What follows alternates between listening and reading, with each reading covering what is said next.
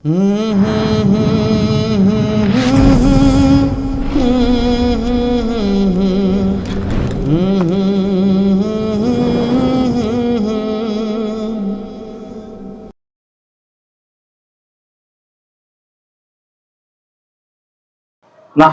ونصلي على رسوله الكريم أما بعد أعوذ بالله من الشيطان الرجيم بسم الله الرحمن الرحيم يا أيها الذين آمنوا صلوا عليه وسلموا تسليما اللهم صل على سيدنا مولانا محمد وعلى آل سيدنا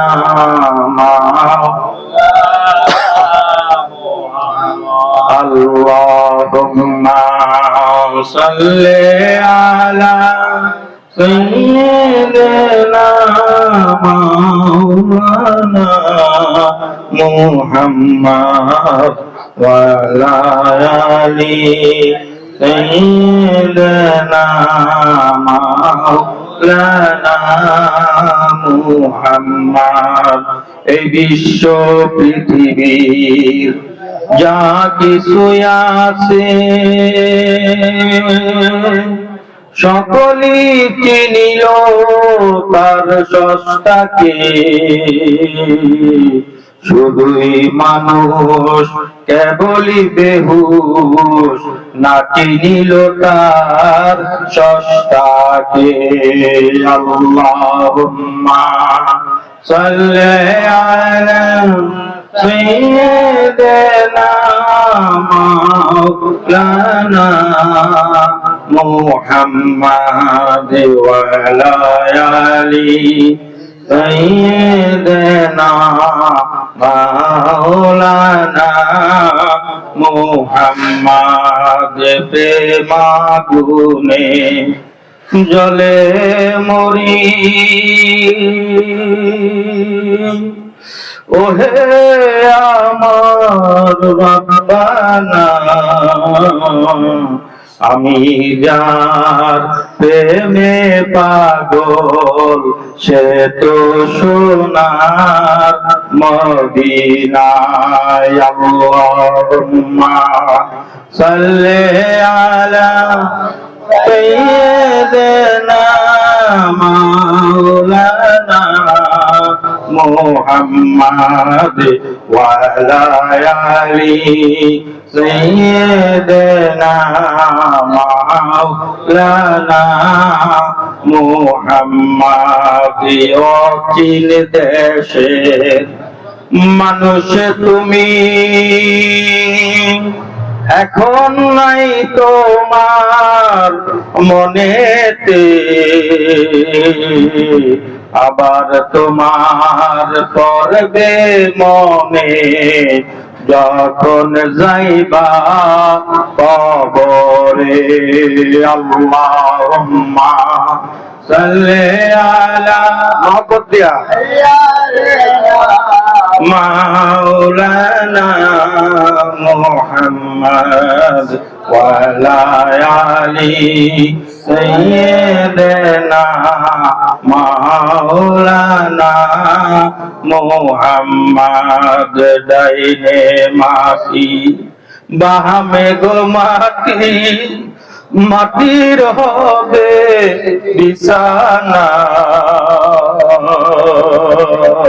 ডাইনে মাটি বামে মাটি মাটির হবে বিছানা কবর হবে আসল বাড়ি জেনেও কি জানো না আল্লাহুম্মা সাল্লে আলা সাইয়্যিদিনা মাওলানা মুহাম্মাদ ওয়া আলা আলি সাইয়্যিদিনা মাওলানা মুহাম্মাদ সাল্লাল্লাহু আলাইহি ওয়াসাল্লাম। সম্মানিত হাজিরিন, মুহিব্বিন, সালিহিন, আমার আত্মার আত্মীয়, পরম আত্মীয়, আমার পীর ভাইয়েরা এবং উপস্থিত উলামায়ে কেরামগণ, যুবক ভাইয়েরা, ছোট ছোট আদরের প্রতি মাসুম বাচ্চারা, আপনাদের সকলকে জানাই এই নালায়েকের পক্ষ থেকে আবারও সালাম। আসসালামু আলাইকুম ওয়া রাহমাতুল্লাহি ওয়া বারাকাতুহু। ওয়া আলাইকুম আসসালাম ওয়া রাহমাতুল্লাহি ওয়া বারাকাতুহু। সেই সাথে আপনাদের সকলকে জানাই তালিম ইসলাম মানিকগঞ্জ দরবার শরীফের পক্ষ হতে, আমার শাইখ ও মুর্শিদের পক্ষ হতে আন্তরিক মোবারকবাদ। বন্ধুরা, আপনাদেরকে আরো জানাই কাওয়ান বাজার সিদ্দিকিয়া মুজাহিদ কমিটির পক্ষ থেকে আন্তরিক মোবারকবাদ। ভবে আইসো একা, যাইবা একা, তারপরে কি দিয়া আইসো দারুণ করাল, মনে পড়ে যে কোন এক কবি বলেছিলেন, যেদিন তুমি এসেছিলে ভবে, হেসেছিলে তুমি, কেঁদেছিলে তুমি, হেসেছিল সবে, এমন জীবন তুমি করিও গঠন, মরণে হাসিবে তুমি, কাঁদিবে ভুবন। সুবহানাল্লাহ। যেদিন আমি আপনি দুনিয়াতে মাতৃগর্ভের থেকে ভূমিষ্ঠ হয়ে দুনিয়াতে যখন আসলাম, আসার সাথে সাথে আমি আপনি চিৎকার দিয়ে আসছি। আমার আপনার আত্মীয় স্বজন, আমার আপনার পিতা মাতা, প্রতিবেশী যারা ছিল, আমি কান্না করছি, আপনি কান্না করছেন, কিন্তু তাদের সকলের মুখে কি ছিল? হাসি ছিল। অনেকে মিষ্টি বিতরণ করছে, অনেকে দোয়া পড়াইছে, অনেকে কানের সামনে এসে আযানও দিছে। আবার এমন একটা সময় হবে আমি আপনি দুনিয়া থেকে চলে যাব, আমার আপনার আত্মীয় স্বজন গুণগ্রাহী যারা আছে তারা সকলেই কান্না করবে। যেদিন এই ভবে আসছি, আসার আগে আল্লাহর কাছে আমি আপনি আমরা সকলে ওয়াদাবদ্ধ হয়েছিলাম। কি ওয়াদা? আল্লাহ বলছেন, সমস্ত রূহদের সামনে এসে আল্লাহ তাআলা জিজ্ঞাসা করলেন যে আমি কি তোমাদের প্রভু নই? সমস্ত রূহকে কি প্রশ্ন করলো? আমি কি তোমাদের প্রভু নই? আমার আপনার সমস্ত রূহের পক্ষ থেকে হুজুরে আকরাম সাল্লাল্লাহু আলাইহি সাল্লামের রূহ মুবারক উত্তর দিলেন, হ্যাঁ আপনি আমাদের প্রভু। এই যে প্রভুত্ব স্বীকার করে আসলাম, প্রভুর বান্দা হিসাবে গোলাম স্বীকার করে আসলাম, দুনিয়াতে আসার সাথে সাথে সেই মহান প্রভুকে আমি আপনি ভুলে গেছি।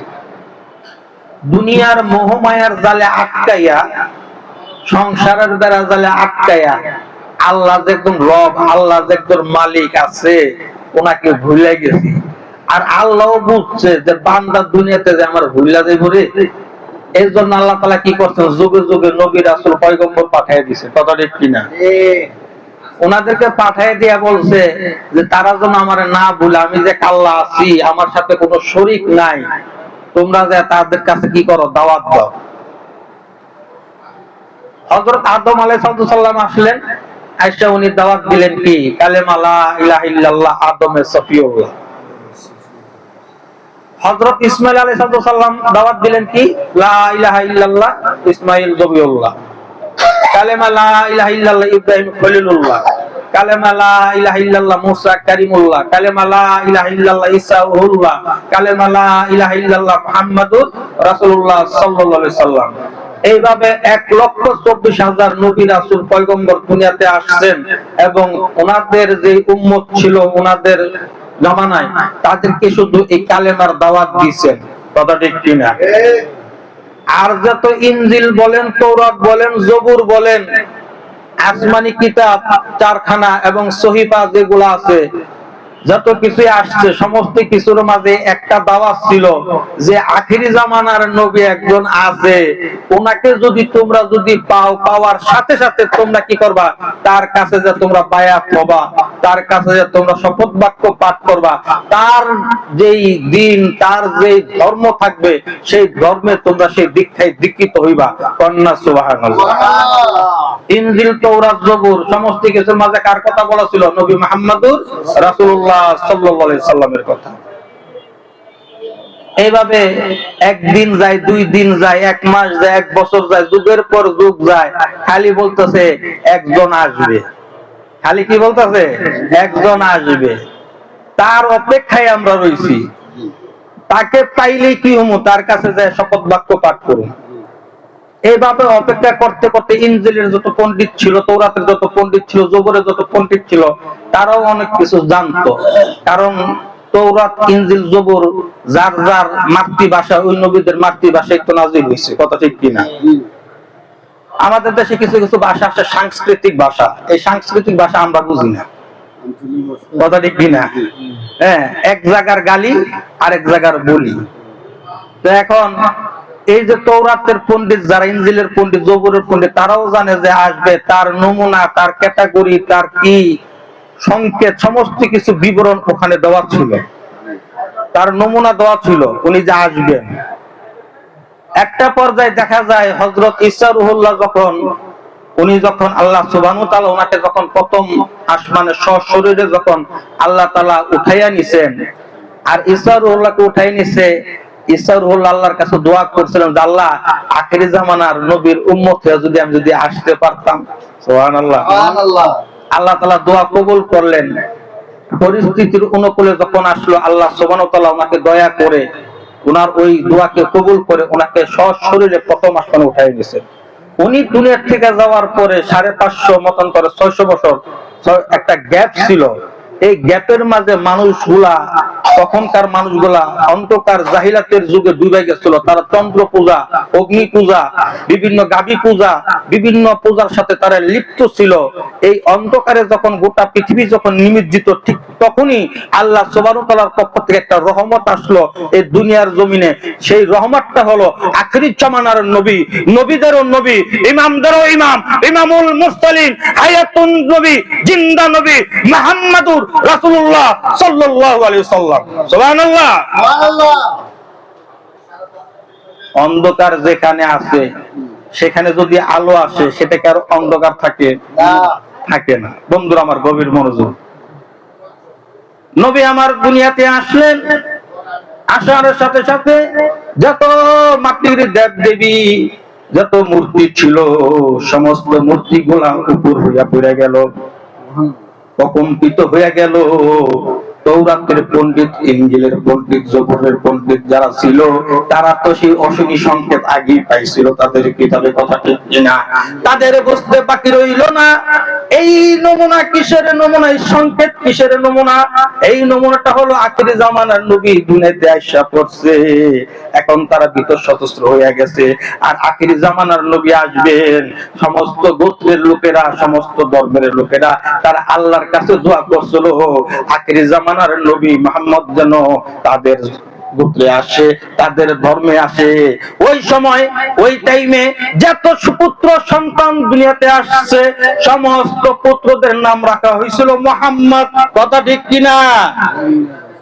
সমস্ত পুত্র সন্তানদের নাম রাখা হয়েছিল মুহাম্মদ। কিন্তু না না, আখিরি জামানার নবী, নবীদের নবী আসলেন কার কুলে? মা আমেনার ওদরে। কথা ঠিক কিনা? হযরতে আব্দুল্লাহ নবীজির পিতা। ওই পিতাকে মক্কার মাঝে নওফলের মেয়ে ময়রম খুব মহব্বত করত, খুব ভালোবাসতো, খুব আদর করত। এত আদর, এত ভালোবাসা, আব্দুল্লাহ তো তাকেও মহব্বত করতো, ভালোবাসতো।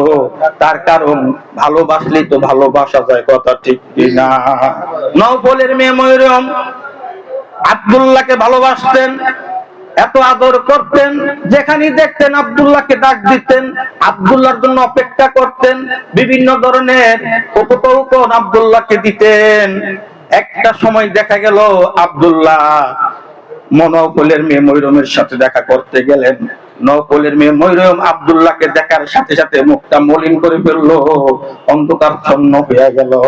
এবার আব্দুল্লাহ বলে, ময়রম রে, তোমার মুখটা মলিন কেন, এরকম অন্ধকার ছন্ন কেন?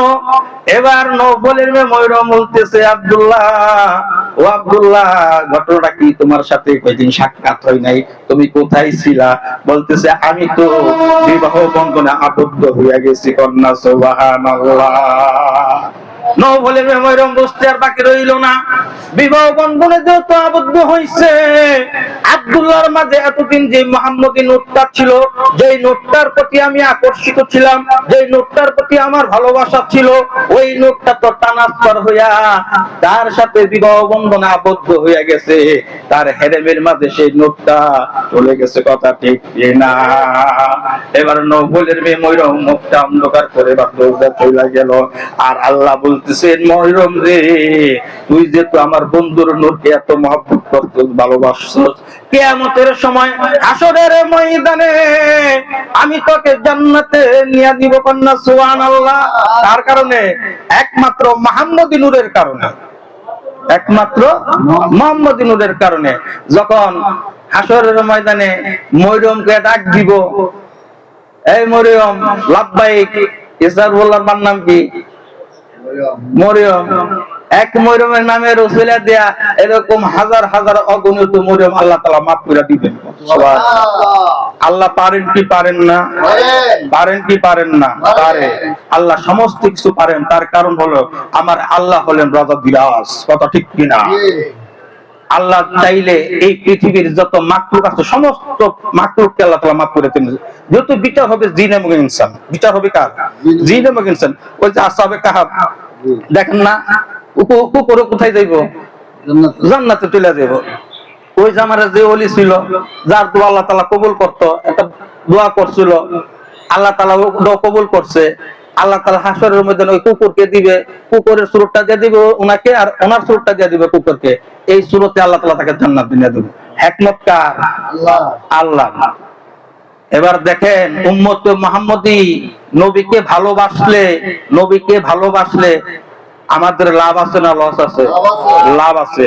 আল্লাহ তাআলা কি করলেন? ওনার হাবিবকে দুনিয়াতে প্রেরণ করেছেন রাহমাতাল লিল আলামিন। সমগ্র বিশ্ববাসীর জন্য আমি তোমাকে রহমত হিসাবে কি করছি? প্রেরণ করছি। তুমি শুধু রাহমাতাল লিল মুসলিমিন নও। তুমি যদি রাহমাতাল লিল মুসলিমিন যদি হতে, তাহলে তুমি শুধু মুসলমানদের জন্য নবী হইতে। তুমি তো মুসলমানদের নবী না, তুমি গাছের নবী, মাছের নবী, বাতাসের নবী, মাটির নবী, সমস্ত কিছুর জন্য নবী। তুমি হইলা রাহমাতাল লিল আলামিন, অর্থাৎ তোমাকে গোটা বিশ্ব পৃথিবীর জন্য তোমাকে রহমত হিসাবে আমি আল্লাহ সুবহানাহু ওয়া তাআলা তোমাকে এখানে প্রেরণ করছি। কন্যা সুবহানাল্লাহ। এমন নবীর উম্মত হইতে পাইরা আমরা বেজার না খুশি? তাহলে নবীর শানে, নবীকে ভালোবাসতে কোন দলিল দরকার আছে? কোন দলিলের দরকার আছে? নবীজিকে ভালোবাসি, নবীজিকে আমার শায়েখ, আমার মুর্শিদ বলছে, নবীজিকে আপনি যেমনে পারেন, যেমনে মনে চায় তেমনি আপনি নবীজিকে মহব্বত করেন। কিন্তু আমরা নবীজিকে মহব্বত করি, ভালোবাসি, আমরা তো কারোর সাথে নবীজিকে শরীক করি না, করি না। নবীকে আল্লাহর সমকক্ষ মনে করি? মনে করি না। আল্লাহ আল্লাহ আর নবী নবী। কথা ঠিক কি না?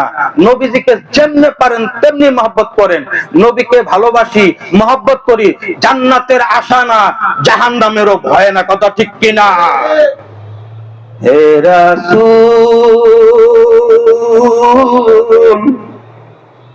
এই যে রাসূল, যার হৃদয়ের মাঝে, যার কলবের মাঝে রাসূলের শান, রাসূলের মান থাকবে, আল্লাহ রাসূল বলতেছে যে যারা আমাকে মহব্বত করে তাদের হাসরটা তো আমার সাথেই হবে, তাদের জান্নাতটা তো আমার সাথেই হবে। তাহলে রাসূলকে রাসূলের মতো করে ভালোবাসতে হবে। রাসূলকে ভালোবাসতে গেলে এখন রাসূল আমার আপনার দেখি নাই, রাসূলের পদাঙ্ক অনুকরণ অনুসরণ যারা করতেছে, ওনার নেতৃত্ব বর্তমানে যারা পরিচালনা করতেছে, তাদেরকে পদাঙ্ক অনুকরণ অনুসরণ করতে হবে কি হবে না? হবে কি হবে না? হবে। অতএব তাদের পদাঙ্ক অনুকরণ অনুসরণ করলেই আল্লাহ রাসূলের পদাঙ্ককে অনুকরণ অনুসরণ করা যাবে। কথা ঠিক কিনা? আর সেই পদাঙ্ক কাদের অনুসরণ করব? যারা হলেন ইন্নাল আল উলামায়ে ওয়ারাসাতুল আম্বিয়া, হক্কানি আলেম, নায়েবে রাসূল, যারা নবীজির প্রতিনিধিত্ব করতেছেন এই দুনিয়ার বুকে। তার কারণ যত নবী রাসূল 1,24,000 পয়গম্বর যারা আসছে আল্লাহ রাসূল আসার আগ মুহূর্ত পর্যন্ত, তাদের যেই কালেমা ছিল ওনারাও দুনিয়ার থেকে পর্দা নিছেন, সাথে সাথে ওনাদের আইনও পর্দা নিয়ে গেছে। কথা ঠিক কিনা? ওনাদের আইন কে আছে? ওনাদের আইন আর নাই। ওনাদের আইন ওনারা যতক্ষণ জীবিত ছিল এই দুনিয়ার বুকে হায়াতের জিন্দেগি যতদিন ছিল ততদিন ওনাদের আইন জারি ছিল। আমার আপনার রাসূল যেহেতু হায়াতুন নবী, জিন্দা নবী, হ্যাঁ, অতএব কি উনি দুনিয়ার থেকে পর্দা নিল, ওনার আইন, ওনার যে শরীয়ত, এই সরা এই এখনো পর্যন্ত চলতেছে, কিয়ামত পর্যন্ত এই সরা চলবে। কথা ঠিক কিনা? তার কারণ কি এই আইনকে পরিচালনা করতেছেন কে? ওনার প্রতিনিধিত্ব যারা করতেছেন নায়েবে নবী। সুবহানাল্লাহ। ওনাদের অনুসরণ করব এক শ্রেণীর হক্কানি উলামায়ে কেরামগণ, ইন্নাল আল উলামায়ে ওয়ারাসাতুল আম্বিয়া। এই হক্কানি আলেমকে আমাকে আপনাকে চিনতে হবে, আমাকে আপনাকে বুঝতে হবে। কথা ঠিক কিনা ভাই ও দোস্ত বুজুর্গ? হক্কানি আলেম হলে আমার আপনার রাসূলের ইলম ছিল দুই প্রকার। কয় প্রকার? একটা হলো লিসানি ইলম, আরেকটা হলো কালিবি ইলম। ছিল কি ছিল না? ছিল কি ছিল না? ছিল। হযরত আল্লামা জালালউদ্দিন সুয়ুতী রাহমাতুল্লাহ আলাইহি ওনার একটা কিতাব লিখছেন খাসাইসুল কুবরা। খাসাইসুল কুবরা এই কিতাবটা আপনারা পড়বেন, ওখানে দেখবেন প্রায় 1 থেকে 1,500 মুজিজা, আল্লাহ রাসূল সাল্লাল্লাহু আলাইহি ওয়াসাল্লামের মুজিজা উনি এখানে লিপিবদ্ধ করছে। ওই কিতাবটার মাঝে দেখবেন আমার আপনার রাসূল মসজিদে নামাজ আদায় করতেছেন, এক সাহাবা দূর দিয়ে এসে নামাজ পড়তেছেন, আবার দূরটা চলে যেতেছেন। রাসূল বলছে যে তোমার তারা কিসের? বলতেছে ইয়া রাসূলুল্লাহ আপনি কেন কি বুঝলেন? যে আমি সামনে যা দেখি পিছনে তদ্রুপই দেখি। সুবহানাল্লাহ। আমি আপনার সামনে দেখি পিছনে দেখি, পিছনে দেখি। আমার আপনার রাসূল সামনে যা দেখতেন পিছনে তা দেখতেন। তাহলে বোঝা গেল রাসূলের সেই কলবি ইলম আছে না নাই? আছে। তাহলে যেই যারা নাইবে নবী, যারা এই প্রতিনিধিত্ব করতেছেন নবীজির, যারা করবেন তাদেরকে তো সেই রাসূলের সেই দুই ইলমের অধিকারী হইতে হইব ওয়ারিস সূত্রে। কথা ঠিক কিনা? লিসানি ইলম, কালবি ইলম। কথা ঠিক কিনা? হযরত ইমাম মালিক রাহমাতুল্লাহ আলাইহি বলছে যে যার মাঝে শুধু শরীয়তের পাবন্দি করলো সে ব্যক্তি হলো ফাসিক, আর যে ব্যক্তি শুধু মারফত করলো, শরীয়তের ধারদারি করলো না, সে হলো জিন্দিক, আর জিন্দিক হলো কাফেরের চাইতে নিকৃষ্ট। তাহলে দুধ ছাড়া কি মাখন আছে? দুধ ছাড়া মাখন আছে? তাহলে আপনি যদি মারেফত যদি হাসিল করতে চান তাহলে আপনার শরীয়তটাকে আপনি পাবন্দি করতে হবে। কথা ঠিক কিনা? শরীয়ত ছাড়া কোনো মারফত নাই। অতএব লিসানি ইলমের দরকার আছে, কলবি ইলমের দরকার আছে। কোন ইলম? আল্লাহ তাআলা কোরআন শরীফে বলেন ওয়া আল্লামনাহু মিন লাদুন্না ইলমা। আমার আল্লাহ বলেন আমি শিখাইয়াছি কাকে রাসূলুল্লাহ সাল্লাল্লাহু আলাইহি সাল্লামকে, এবং শিখাইয়াছি কাকে? তার অনুসারীদেরকে। কি শিখাইয়াছি? ইলমে লাদুন্নি, গুপ্ত বিদ্যা কন্যা। সুবহানাল্লাহ। এই গুপ্ত বিদ্যা, এই ইলমে লাদুন্নি ঢাকা ইউনিভার্সিটিতে তালিম দেওয়া হয় না, জাহাঙ্গীরনগর বিশ্ববিদ্যালয়তে দেওয়া হয় না, রাজশাহী ইউনিভার্সিটিতে দেওয়া হয় না, অমুক মাদ্রাসায় দেওয়া হয় না, তমুক মাদ্রাসায় দেওয়া হয় না। এই ইলমে লাদুন্নির তালিম যেটা সিনাই দেওয়া হয় বাবারা, এই তালিমটা দেওয়া হয় একমাত্র হক্কানি কামেলে মুকাম্মেল পীর ও মুর্শিদের দরবার এবং খানকাতে কন্যা। সুবহানাল্লাহ।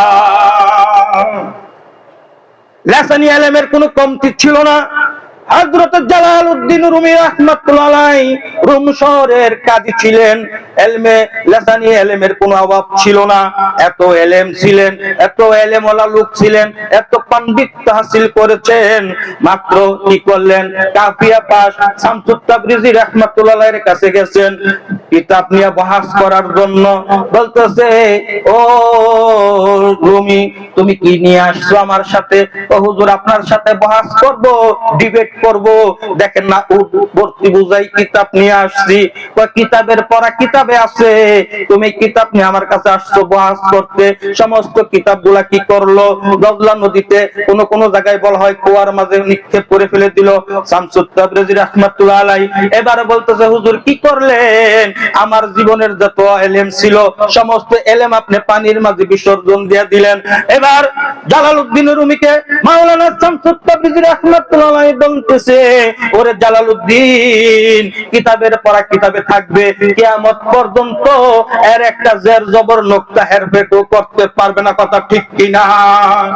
ও জালালউদ্দিন রুমি, এই মুহূর্তে তুমি কি জানো, এটাই হলো তোমার সবচেয়ে বড় এলেম, তুমি সেই এলেম নিয়ে আমার সাথে বহস করো। জালালউদ্দিন রুমি ছিল জ্ঞানী লোক, অল্পতে তার হৃদয়ের মাঝে ইনকালাবের সৃষ্টি হয়ে গেল, ধাক্কা খেয়ে গেল, বুঝলো না না এই লেসানি এলেম দিয়া ওনার সাথে আমি বহস করে টিকতে পারবো না, যেহেতু উনি আধ্যাত্মিক জগতের একদম রাহাবার, আমার কলবে সে ধাক্কা খাইলো। বলল, হুজুর বেয়াদবি মাফ চাই, গুস্তাকি মাফ করে দেন, আমি বুঝতে পারি নাই, এবার আমাকে আপনার বায়াত মুরিদ কইরা নেন। বলছেন, না রে বাবা না, এত সহজে তোমাকে বায়াত মুরিদ করব না, অনেক জ্বালাও পোড়াও, অনেক কাজ করতে হবে, এরপরে চিন্তা ভাবনা করব তোমাকে আমি বায়াত করতে পারি কি পারি না। কন্যা সুবহানাল্লাহ। বন্ধুরা আমার গভীর মনোযোগ, এবারে কি করলেন জালালউদ্দিন রুমি, একদিন যায়, 2 দিন যায়, 3 দিন যায়, এইভাবে বেশ কয়েক বছর পার হওয়ার পরে এবার শামসুত তাবরিজি রাহমাতুল্লাহ আলাইহি কি করলেন, জালালউদ্দিন রুমিকে কি করলেন, তার শিষ্যত্ব হিসাবে ওনাকে কবুল করে নিলেন। বন্ধুরা এবার কি করলেন, মুরিদ তার পীরের মাঝে এত ফানা ছিল, এত ফানা ছিল, এবার জালালউদ্দিন রুমি এবার শামসুত তাবরিজ ছাড়া আর কিছুই বুঝতো না। কন্যা সুবহানাল্লাহ। এই জন্য তো আমার দাদা হুজুর কেবলা, যদিও দাদা হুজুর কেবলা ওনার কারণে জান্নাত কিতাবে লিখছেন, হানাফি শেখ হবে যদি সবক করো নিরবধি, সকল দুঃখ কমর বাদি, থাকো পীরের পাই। কন্যা সুবহানাল্লাহ। হানাফি শেখ আপনি না হওয়া পর্যন্ত আপনি কখনো হানাফিল্লাতে বসতে পারবেন না, হানাফিল্লাহ না হওয়া পর্যন্ত আপনি হানাফি রাসূল হতে পারবেন না, হানাফি রাসূল না হওয়া পর্যন্ত আপনি কখনো বাকাবিল্লাহ স্তরে যা পৌঁছতে পারবেন না। স্তর বাই স্তর আছে, তার কারণ কি, আগে আপনাকে আমাকে হানাফি শেখ হতে হবে, কথা ঠিক কিনা? এবার জালালউদ্দিন রুমি খালি শামসুত তাবরিজি বলতো, জালালউদ্দিন রুমির ছেলে এর গুর বিরোধিতা করত, যে আমার বাবাকে ওই পাগলটা কি করলো, পাগল বানায় ফেলছে। আমার বাবা জালালউদ্দিন রুম শহরের এত বড় একজন কাজী, প্রধান বিচারপতি, উনি এখন ফকিরের বেশে চলে, মাজনুন হয়ে গেছে। শুধু শামসুত তাবরিজি জবে যে কোনো উপায়ে আমার বাবাকে কি করতে হবে, তার থেকে আলাদা করতে হবে, কিভাবে আলাদা করব, এবার উপায়ন্তর সেই খোঁজা শুরু করলো। পাগলের কাছেই গেলে তো পাগল হয়, কথা ঠিক কিনা? তোরা কেউ যাচ্ছে পাগলের কাছে, 3 পাগলের মিলন হলো নদী এসে, পাগলের কাছে যাবি পাগল হবি, বুঝবি শেষে। কন্যা সুবহানাল্লাহ। মক্কার মাঝে আমার আপনার নবী কি করলেন, দিনের দাওয়াত যখন দিতে লাগলো, উতবা সাইবা আবু জেহেল কি করলো, মুহাম্মদ বিন আব্দুল্লাহ পাগল হয়ে গেছে, তার কথা কেউ শুনলো না।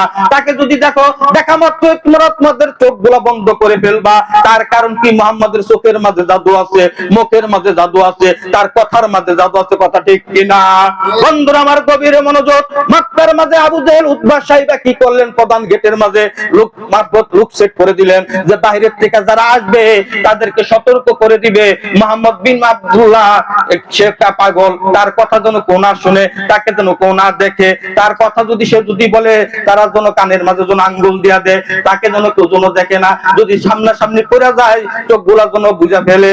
এবার কি করলেন, এক ইহুদি বাজারের ব্যাগ হাতে নিয়ে রাস্তা দিয়ে যাচ্ছিলেন, প্রতিমধ্যে মুহাম্মদ বিন আব্দুল্লাহ আমার আপনার নবীর সাথে দেখা, ওই যে উতবা সাইবা যে কান পরা দিয়ে দিছে, দেখলে চোখ বন্ধ করবার, কানের মাঝে কি দিবা,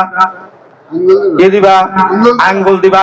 ইহুদি কি করলেন, বাজার এক হাতে যত বাজার, চোখটা বন্ধ করলেন, আর এক কানের মাঝে আঙ্গুল দিলেন, আর একটা কানের মাঝে আঙ্গুল দিতে পারলেন না।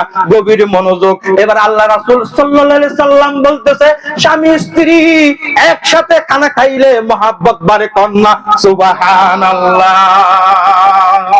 বন্ধুরা আমার গভীর মনোযোগ, ইহুদির কানে যখন কথাটা প্রবেশ করে গেছে, ওই ইহুদির বিবিটা ছিল বিশ্ব সুন্দরী, তৎকালীন তখন তার সেরা সুন্দরী, কিন্তু স্বামীর সাথে তার বনিবনা হইতো না, স্বামীও তাকে খুব অত্যাচার করতো, স্বামীর প্রতি অতিষ্ঠ হয়ে গেছিল। এবারে বিবি ওই দিনই চিন্তা ভাবনা করছে, ইহুদি যদি আজকে স্বামী যদি বাড়িতে আসে, আসার সাথে সাথে খানার সাথে কি করবে, বিষ মিশাইয়া এই লোকটাকে সে কি করবে, হত্যা করে ফেলবে। এবার ইহুদি কি করলেন, বাজারের ব্যাগ নিয়ে গেলেন, আর ওদিকে তার স্ত্রী কি করলেন, খানার সাথে বিষ মিশাইয়া দিচ্ছেন। বিষ মিশাইয়া দেওয়ার সাথে সাথে এবার ইহুদি যখন গেছে, এবার খানা খাইতে বইছে। নিষিদ্ধ জিনিসের মাঝে মানুষের আসক্ত বেশি, কথা ঠিক কিনা? কথা কোন? নিষিদ্ধ জিনিসের মাঝে কি আসক্ত বেশি। মুহাম্মদের কথা শুনবা না, এখন যে এক কান্দে শুনছে, আসক্ত হয়েছে কিনা? হয়েছে কিনা? হয়েছে। গভীর মনোযোগ বন্ধুরা আমার। এবার ইহুদি চিন্তা করতেছে, স্বামী স্ত্রী যদি একসাথে খানা খাইলে যদি মহব্বত বাড়ে, আমার স্ত্রীর সাথে তো আমার সম্পর্ক বেশি একটা ভালো না, তাহলে মোহাম্মদ যেহেতু বলছে একবার আমল কইরা দেখি। আল্লাহ রাসূল কোরআন শরীফ তেলাওয়াত করতেন, খুতবা সাহেব এরা শুনতো কি শুনতো না? বলে বলে শুনতো কিনা? শুনতো কিনা? নিষিদ্ধ জিনিসের মাঝে মানুষের আসক্ত বেশি। তার কারণ কি? নিজের নেতৃত্ব, নিজের ক্ষমতা কেউ ছাড়তে চায় না, কথা ঠিক কিনা? হ্যাঁ, কিন্তু সুর বলে বলে কিন্তু ঠিকই আবার রাসূলুল্লাহ সাল্লাল্লাহু আলাইহি ওয়াসাল্লাম কোরআন শরীফ তেলাওয়াত শুনতে যাইতো। এদের না ফেরন কি করছে, নিজের খোদা দাবি করছে, এত খোদা দাবি করছে, কিন্তু রাত্রে কি করছে, ঠ্যাং গাছের লগে বাইন্দা মাথা নিচে দিয়ে গেছে, আল্লাহ আমি জানি তুমি একজন আছো, আমি জানি তুমি এক খোদা আছো, তুমি আল্লাহ আছো, আমি তো কইছি কালকে বৃষ্টি দিব, যদি বৃষ্টি যদি না হয় তাহলে তো আমার খোদার পাওয়ার চলে যায়, দয়া করে তুমি কালকে বৃষ্টি দাও। আল্লাহ কইছে তো বৃষ্টি দিয়ে দিলাম। কারণ ফেরাউনের দোয়া কবুল হইতো কয় কারণে আপনারা জানেন না? মার খেদমত করতো, নিজের হাতে দান করতো, জানেন না আপনারা? বন্ধুরা গভীর মনোযোগ, এবার ইহুদি চিন্তা করতেছে, যেহেতু মুহাম্মদ কইছে স্বামী স্ত্রী একসাথে খানা খেলে মহব্বত বাড়ে, লাস্টে কি করুম, একসাথে খানা খামো। আর স্ত্রী খানার মাঝে কি দিছে, বিষ দিছে। এমনকি ইহুদির যখন খাইতে দিছে, ইহুদি কইতাছে খাও, ইহুদি গায়ে দিকে কইছে ওই এতদিন একলা একলা খাইছি, সাত পাততে মন পাইনি, আজকে একসাথে খানা খানা। আমি কি পাগল হইছেন না? পাগল হয়েছে আর যাই হয়েছে, আজকে খানা একসাথে খাবো। বিবি কি একসাথে খানা খাইবো মনে করেন?